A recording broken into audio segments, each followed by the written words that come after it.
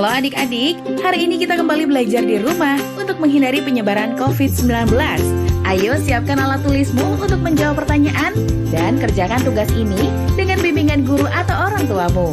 Untuk ayah dan bunda, dari tayangan hari ini anak akan dapat mengembangkan kompetensi literasi, yaitu memahami paparan lisan tentang topik yang dikenali, mengidentifikasi ide pokok, dan beberapa ide rinci dalam paparan tersebut, menjelaskan kembali dan menanggapinya menggunakan pengetahuannya, menulis esai pendek untuk menggambarkan pengamatan dan pengalamannya dengan lebih terstruktur.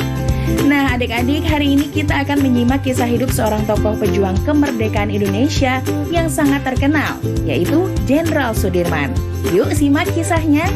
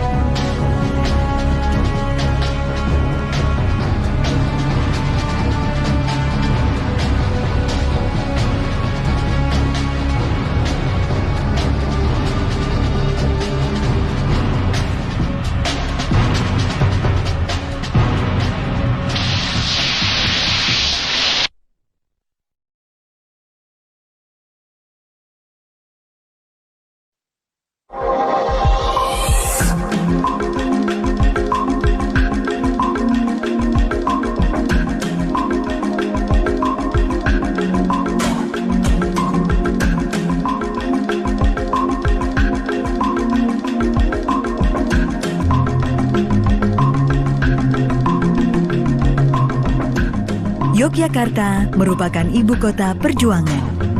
Hampir di setiap sudut kota Jogja, kita masih dapat menemukan bukti-bukti pada masa perjuangan. Mulai dari bangunan hingga benda-benda bersejarah sebagai saksi perjuangan. Bukti yang semakin meyakinkan adalah Yogyakarta pernah menjadi ibu kota Republik Indonesia, di mana pada saat itu Belanda melancarkan agresi militer kedua, hingga dicetuskanlah Perang Gerilya dan akhirnya dilancarkan serangan umum 1 Maret 1949. Perang Gerilya tidak lepas dari peran Panglima Besar Jenderal Sudirman.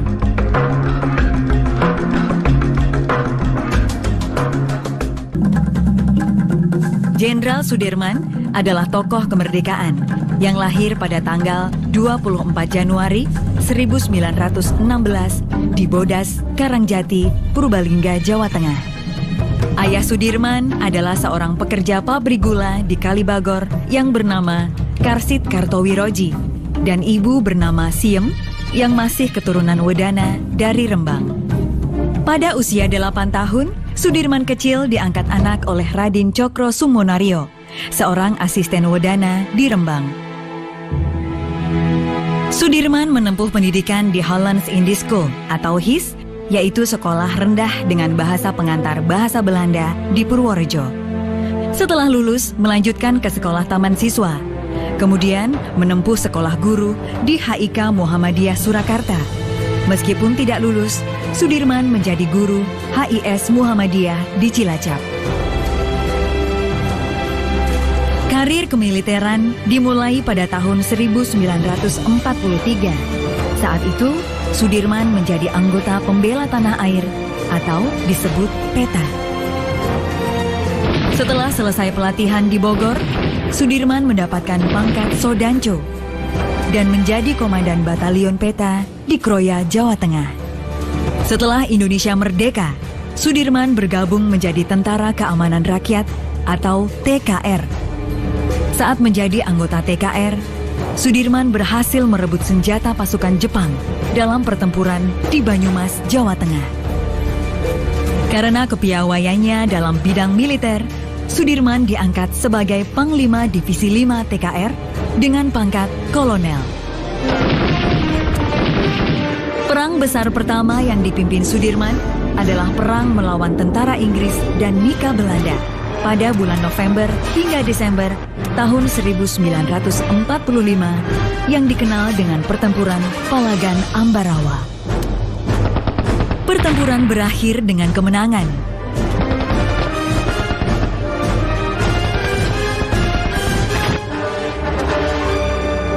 Atas berbagai prestasi militernya, maka pada tanggal 18 Desember 1945, Sudirman dilantik menjadi jenderal oleh Presiden Soekarno.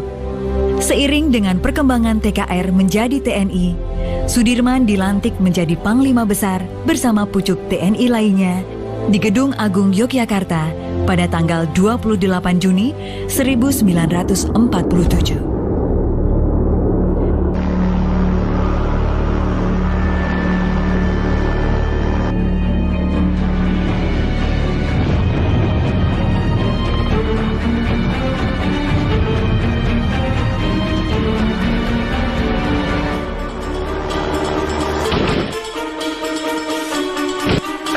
Pada masa agresi militer Belanda kedua atau yang dikenal kalau di sekarang itu adalah masa perang kemerdekaan kedua, yaitu masuknya tentara Belanda pada 19 Desember 48. Nah, ini satu hal yang penting pernyataan Pak Dirman waktu berembuk dengan Bung Karno. Bung Karno mengatakan bahwa Pak Dirman sakit, istirahat saja. Tidak, Bung. Saya tetap bersatu dengan rakyat, karena sesuai dengan ucapan saya harus bergabung dengan rakyat menentukan kemerdekaan Indonesia. Ketika penyakit tuberkulosis semakin parah, pada tanggal 19 Desember 1948, Belanda menguasai Yogyakarta dan menangkap para pemimpin negara. Dari rumahnya di Bintaran, Panglima Besar Jenderal Sudirman terus memperhatikan pesawat-pesawat Belanda yang terus mengobrol tembakan. Karena khawatir Belanda menyerang kediaman Jenderal Sudirman, maka Dr. Suwondo menyarankan Panglima Besar Sudirman meninggalkan kota Yogyakarta. Setelah membakar semua dokumen yang ada, perjalanan gerilya dimulai dari kediaman Panglima Besar Jenderal Sudirman menuju Kadipaten dan dilanjutkan ke Kretek Bantul. Begitu beliau mengatakan saya harus menentukan perang gerilya, otomatis harus bergerilya di wilayah pedesaan. Jadi pertama kali ke selatan, Kretek, lalu ke selatan lagi Jalan Parangtritis, Imogiri, baru naik. Karena sakit yang diderita, tidak memungkinkan sang jenderal berjalan kaki. Untuk tetap melanjutkan gerilya, Panglima Besar Jenderal Sudirman ditandu oleh para pengikut setianya.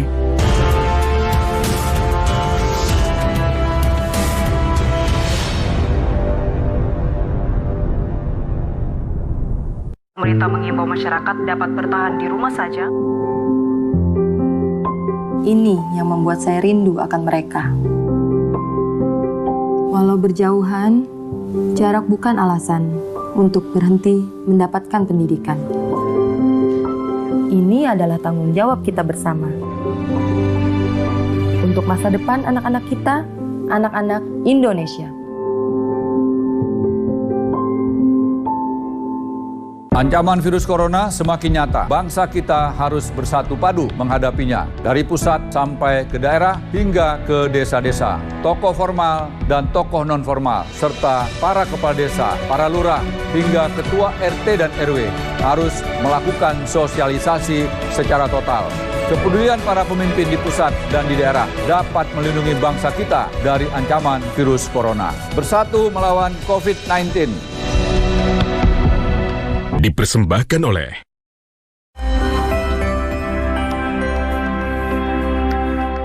Saya baru berani pulang ke rumah agak lama setelah ada hasil tes. Jadi setelah hasil tesnya bilang saya negatif, oke, saya berani. Tapi tetap saya lakukan social distancing, saya nggak berani dekat-dekat sama anak perempuan saya memang relatif dekat dengan saya. Tapi ketika COVID ini ya pengen meluk, tapi ya gimana ya, kita hanya bisa lihat dari jauh dan kemudian ya cuma merentangkan tangan gitu, seolah-olah berpelukan gitu. Suatu waktu saya terima message ya, yang bilang bahwa dia kangen, ya, ngedoain semoga saya baik-baik saja, dan di situ saya yang merasa waduh ya, dari sisi tenaga medis ya ini hal yang paling berat sebetulnya.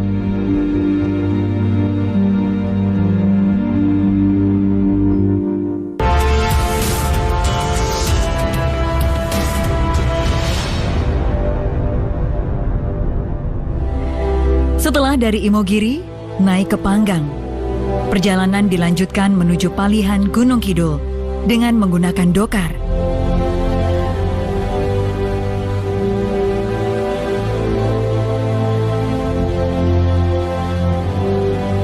Berhenti sejenak di sana, lalu berangkat ke Wonogiri. Jadi di Wonogiri itu dia juga berhenti di sana, bahkan dapat gempuran-gempuran dari pemerintah Belanda karena pemerintah Belanda juga punya intelijen. Dari Wonogiri, perjalanan dilanjutkan menuju daerah Jawa Timur. Perjalanan melalui Ponorogo dan Trenggalek. Kemudian pada tanggal 24 Desember 1948 sampai di Kediri. Dari Kediri, rombongan menuju desa Sukarame. Karena dirasa tidak aman, perjalanan dilanjutkan menuju desa Karangnongko dan dilanjutkan menuju lereng Gunung Wilis. Perjalanan dilanjutkan pada tanggal 17 Januari 1949. Saat dalam perjalanan, terjadi penggeledahan yang dilakukan Belanda. Untuk menghindari kontra dengan pasukan Belanda, rombongan masuk hutan Sedayu dan kemudian menuju sawahan.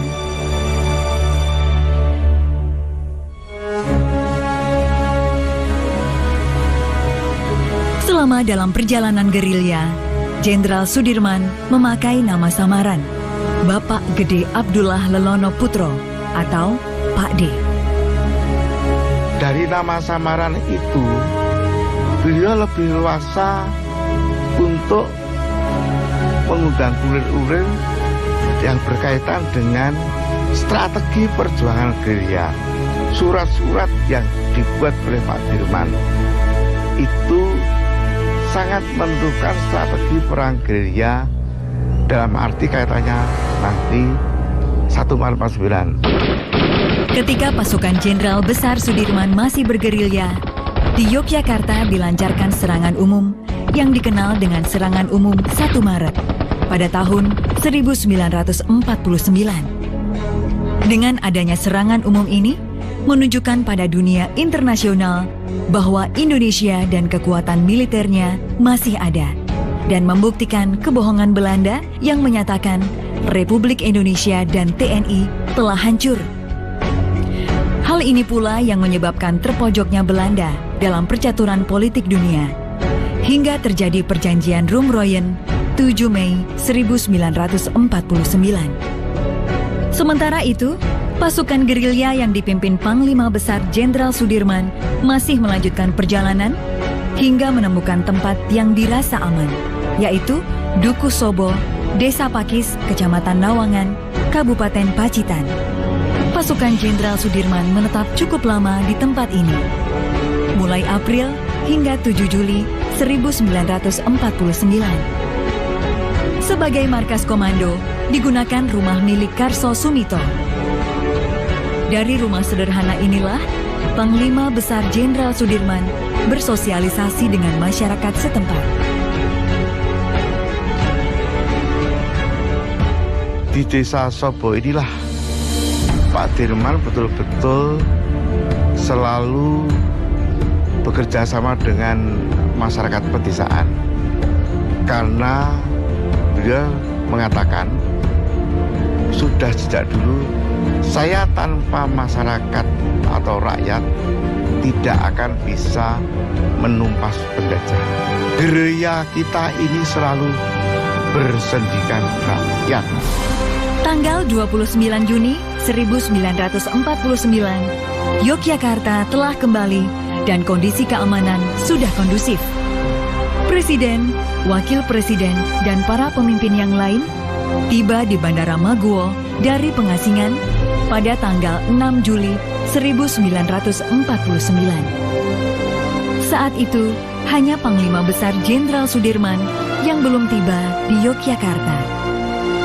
Jadi misi penjemputan yang pertama di Sobo itu, ada tokoh penting yang pada waktu itu menentukan, meyakinkan Pak Dirman untuk ke Jogja ya, kembali kan ke ibu kota Republik. Itu adalah Bapak Rosyan Anwar. Kemudian wartawan Menur, lalu juga Komandan Werpres 3 Letkol Soeharto. Di dalam satu pembicaraan, Pak Dirman selalu mengatakan, nanti dulu, saya tidak akan cepat-cepat menentukan langkah untuk masuk kota Jogja. Sebab Belanda itu sangat licik. Dan akhirnya pada bulan Juni itu penjemputan dilakukan oleh si Sultan HP9 bersama stafnya. Waktu itu yang ada di Jogja untuk menjemput Pak Dirman di Piungan. Sampai di kota Jogja, Panglima Besar Jenderal Sudirman langsung menuju Gedung Agung untuk bertemu dengan Presiden Soekarno dan Wakil Presiden Muhammad Hatta. Satu hal yang cukup penting, pertemuan Bangsar Sudirman kembali ke Jogja dan menemui Bung Karno. Satu statement beliau yang waktu itu jarang terungkap. Beliau selalu mengatakan, kita mulai hari ini tidak boleh dijajah lagi oleh bangsa. Jadi kita harus 100% merdeka dan berdaulat penuh.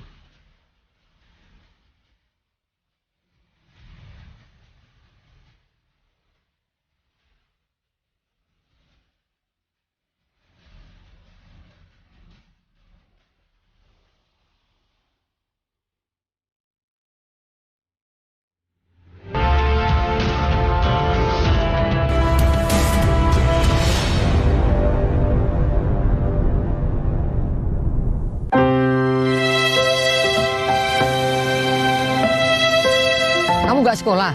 Nggak ada biaya, Pak De. Kan ada KIP. Saya itu masih bingung bagaimana cara mengurusnya. Kamu tinggal datang ke sekolah sama anakmu. Nanti akan diurus oleh sekolah. Punya anakku aja udah cair kok. Terima kasih, Pak De.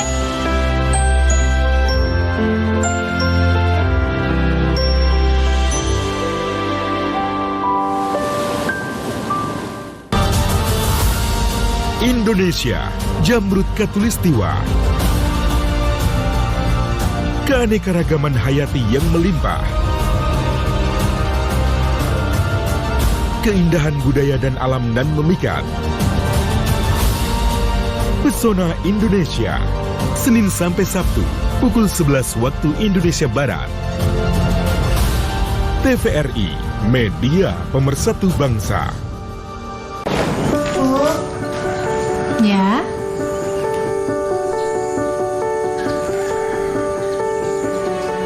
Ini tabungan Intan. Dan ini semua buat ibu ya. Intan gak mau ibu kerja dulu. Intan takut ibu sakit. Iya, Nak. Ibu berangkat kerja ya.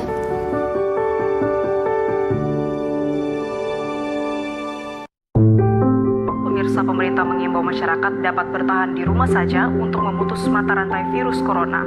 Untuk mengetahui salah satu kesuksesan masyarakat mengelola RT RW mandiri dan Sudah lama saya tidak melihat senyum anak-anak.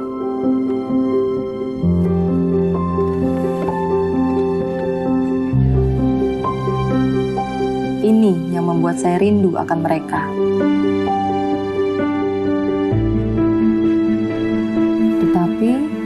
Saat ini, jarak memisahkan kita.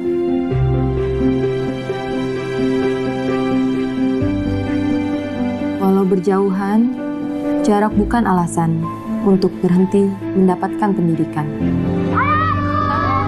Ini adalah tanggung jawab kita bersama untuk masa depan anak-anak kita, anak-anak Indonesia.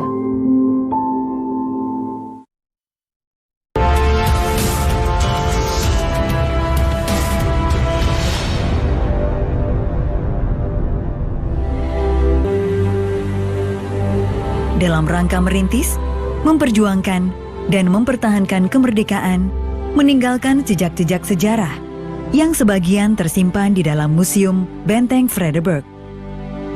Koleksi museum sebagai bentuk pelestarian dan upaya mengkomunikasikan kepada generasi muda tentang nilai-nilai perjuangan Jenderal Besar Sudirman.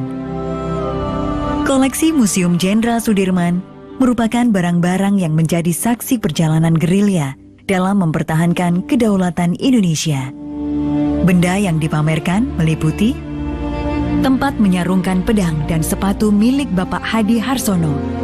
Beliau merupakan Komandan Batalion 1 Bantul. Sebelum melanjutkan perjalanan menuju Panggang, Jenderal Besar Sudirman bermalam di rumah Bapak Hadi Harsono. Kendil Dalung milik Mbah Sayuk. Saat perjalanan gerilya sampai di Palihan, rombongan beristirahat di rumah Mbah Marto Pawiro atau Mbah Sayuk. Rombongan gerilyawan disuguhi 3 butir telur yang direbus menggunakan kendil dalung. Keris Kiai Slamet milik Bapak Sartono. Saat rombongan gerilyawan menginap di rumah Mbah Sayuk, Jenderal Sudirman memanggil Bapak Sartono untuk ikut menjaga keselamatannya dengan menggunakan keris Kiai Slamet ini. Perlengkapan dapur milik Ibu Projo Pranoto. Perlengkapan dapur inilah yang berjasa menyiapkan hidangan untuk makan para gerilyawan yang bermalam di Semanu. Meja kursi tamu dan peralatan minum milik Bapak Imam Supardi. Peralatan tersebut digunakan Panglima Besar Jenderal Sudirman saat menerima penjemputan pertama oleh Letkol Soeharto. Tempat tidur milik Bapak Hadi Siswanto. Untuk menjaga kondisi kesehatan Panglima Besar Sudirman, maka diputuskan bermalam di daerah Piyungan, tepatnya di rumah Bapak Hadi Siswanto. Bapak Hadi Siswanto meminjamkan tempat tidur untuk beristirahat Panglima Besar Jenderal Sudirman. Meja dan kursi tamu milik Bapak Sumarjono BA. Sebelum masuk kota Yogyakarta, rombongan beristirahat di Piyungan, di rumah Bapak Sumarjono. Dengan menggunakan meja kursi inilah, Panglima Besar Jenderal Sudirman beristirahat sebelum bertolak ke kota Yogyakarta.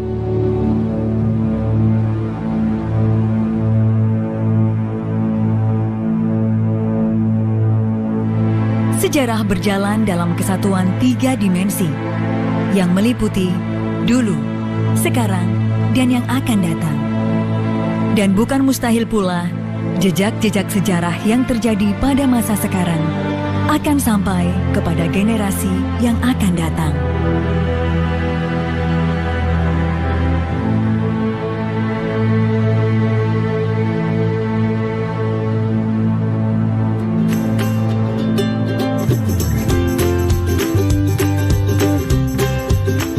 Adik-adik, sekarang waktunya menjawab pertanyaan. Pertanyaannya adalah 1. Apa yang bisa kita teladani dari perjuangan Jenderal Sudirman? 2. Bagaimana strategi perang Jenderal Sudirman ketika melawan Belanda? 3. Tuliskan beberapa koleksi jejak-jejak sejarah Jenderal Sudirman di Museum Vredenburg yang menjadi saksi dalam mempertahankan kemerdekaan Indonesia. Dicatat ya. 1. Apa yang bisa kita teladani dari perjuangan Jenderal Sudirman? 2. Bagaimana strategi perang Jenderal Sudirman ketika melawan Belanda? 3. Tuliskan beberapa koleksi jejak-jejak sejarah Jenderal Sudirman Baik adik-adik, jawablah pertanyaan ini sebagai tugas dan kerjakan dengan bimbingan guru atau orang tuamu. Yuk bantu Kemendikbud menjadikan program belajar dari rumah di TVRI lebih baik dan menyenangkan untuk kamu. Ikuti survei evaluasi program belajar dari rumah di TVRI dengan membuka laman s.id/surveybdr.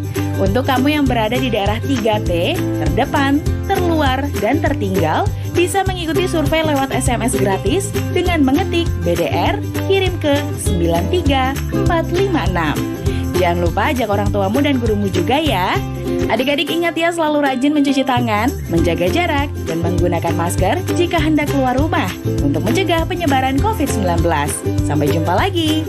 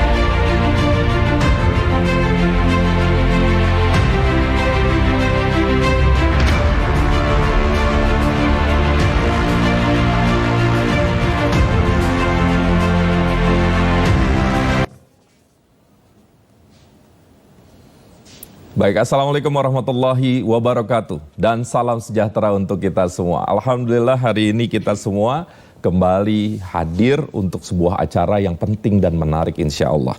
Dan pada kesempatan kali ini Televisi Republik Indonesia akan menyiarkan secara langsung doa kebangsaan dan kemanusiaan untuk melawan COVID-19. Kegiatan ini diantaranya bertujuan untuk mendoakan Indonesia